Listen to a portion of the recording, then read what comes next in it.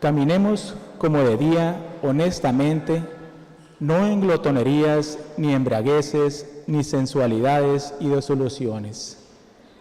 Estas palabras nos las trae hoy el apóstol San Pablo en la epístola que envía a los romanos y que aplican muy bien a esta época decembrina que inicia. El hombre, pues, es un compuesto de alma y cuerpo. Las virtudes santifican tanto al alma como al cuerpo.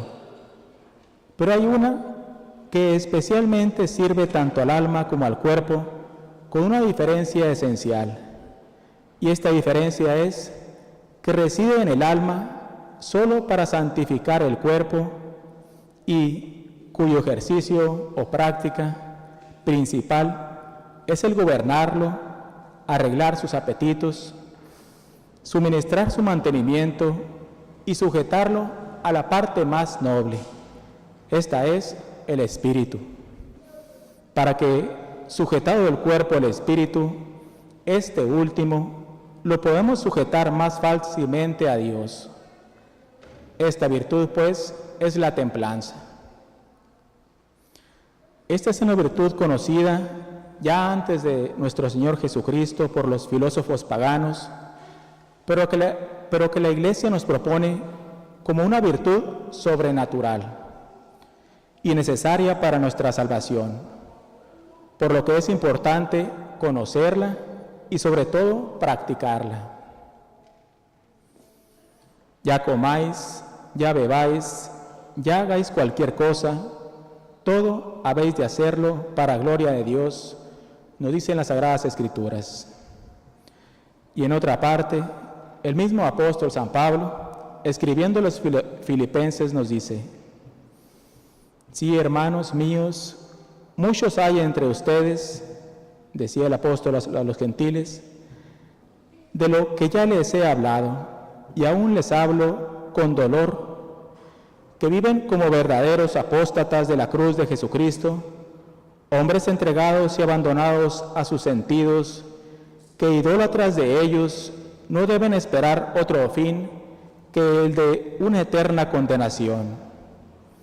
Y la razón es porque forman de sus cuerpos una divinidad y porque ponen todo su cuidado en satisfacer y dar gusto a esta carne mortal y corruptible.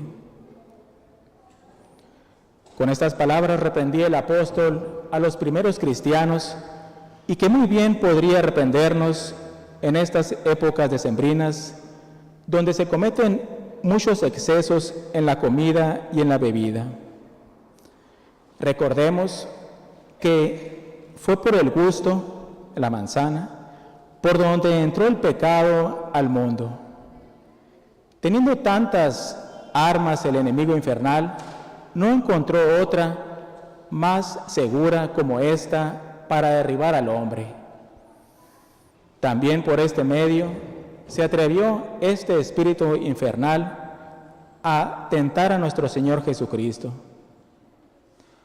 Veamos estos ejemplos y consideramos también cómo nos lo quiso enseñar nuestro Señor Jesucristo, ayunando por 40 días y 40 noches antes de empezar su vida pública, y cómo terminó su vida en la cruz con una sed ardentísima.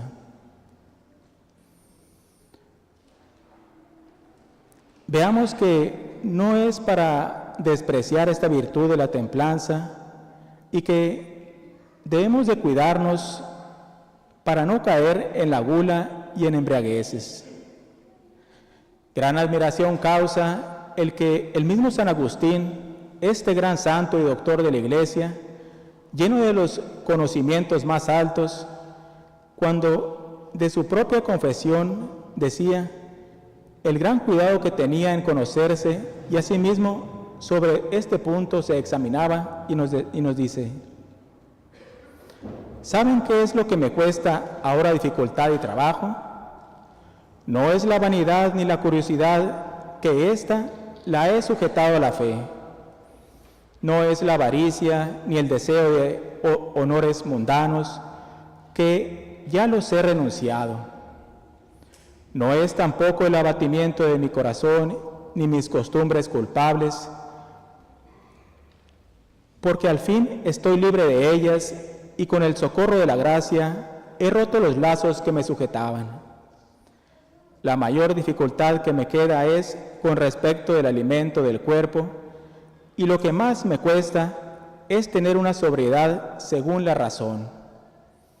Por otra parte, Dios me manda el sustentar el cuerpo, y por otra, me prohíbe la inclinación a esto mismo. Me manda que en esto ponga cuidado para que el cuerpo sirva a las operaciones de mi alma, y me prohíbe que a ello me incline, porque no las turbe. De aquí procede el verme obstinado en una continua guerra, pero ¿contra quién? Contra la concupiscencia que aún reina en mí. Si San Agustín, viviendo una vida austera, esa era su situación, ¿cuál será la nuestra viviendo en medio del mundo y de sus muchos excesos? Y algo que es de más admiración es que el mismo nuestro Señor Jesucristo nos encarga muy expresamente que tengamos mucho cuidado y que velemos sobre nosotros mismos por el temor de que nuestros corazones no se lleguen a apegar con un amor desordenado a nuestros cuerpos, con una inclinación inmoderada a los alimentos. Estar atentos, no sea que se emboten vuestros corazones por la glotonería y embriaguez y con los cuidados de esta vida, y de repente venga sobre vosotros aquel día como un lazo. Palabras de nuestro Señor Jesucristo que nos intima a preocuparnos de esta virtud, pues para que no nos llegue aquel último día estando entregados a esto. La templanza, pues, es una virtud de las más importantes y necesarias en la vida sobrenatural. Y la razón es porque ésta nos modera, conteniéndonos dentro de los límites de la razón y de la fe, dos de los instintos más fuertes y vehementes de la naturaleza humana, que muy fácilmente se extraviarían si una virtud como esta no los regulara. La divina providencia, como es sabido, ha querido unir el deleite a aquellas operaciones naturales que son necesarias para la conservación del individuo, que son varias, pero solo quiero enfocarme en las que son del gusto, esto es, en las del comer y beber. Y de aquí que el hombre tenga esa fuerte inclinación y debido al desorden de nuestras operaciones, debidas al pecado original, se desmanda de la justa medida, arrastrando al hombre de lo lícito a lo pecaminoso. De ahí la razón de una virtud infusa, esto es, que nos es infundida en nuestra alma desde que recibimos el bautismo, pero solo como una semilla que nosotros debemos hacerla crecer y fructificar por medio de las prácticas. Esta virtud, pues, que modera los apetitos naturales, usando de ellos solo en la forma señalada por Dios. Hablando específicamente de la gula, ya en el beber, ya en el comer, se puede caer en ella de 4 modos. Primero, antes de tiempo, o sea, comer antes de sentir la necesidad, fuera de las horas señaladas de las comidas, sin razón alguna, solo para satisfacer el gusto desordenado. Segundo, refinado.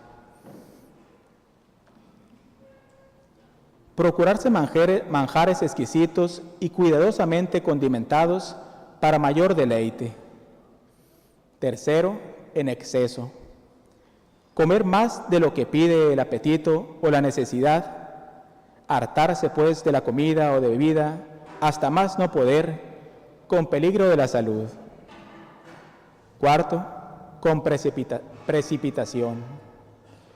Comer con rapidez, con ansia, se ve pues como una grosería y como una falta de educación aún entre los del mundo. La malicia, pues, de estas faltas nace de la obligación, nace de que obliga al alma a servir al cuerpo. Lo más noble sirve a lo menos noble. Materializa al hombre, quitándole toda piedad y recogimiento, haciéndolo insensible a los ejercicios de piedad, debilita su vida intelectual y moral, y lo más peligroso es que lo prepara insensiblemente para los deleites de la voluptuosidad, es decir, lo inclina a pecados contrarios a la pureza del cuerpo. Este, pues, es el mayor peligro, pues, pasando de lo necesario a lo cómodo, de lo cómodo a lo superfluo, de lo superfluo a lo delicado, y de lo delicado, en fin, a lo sensual.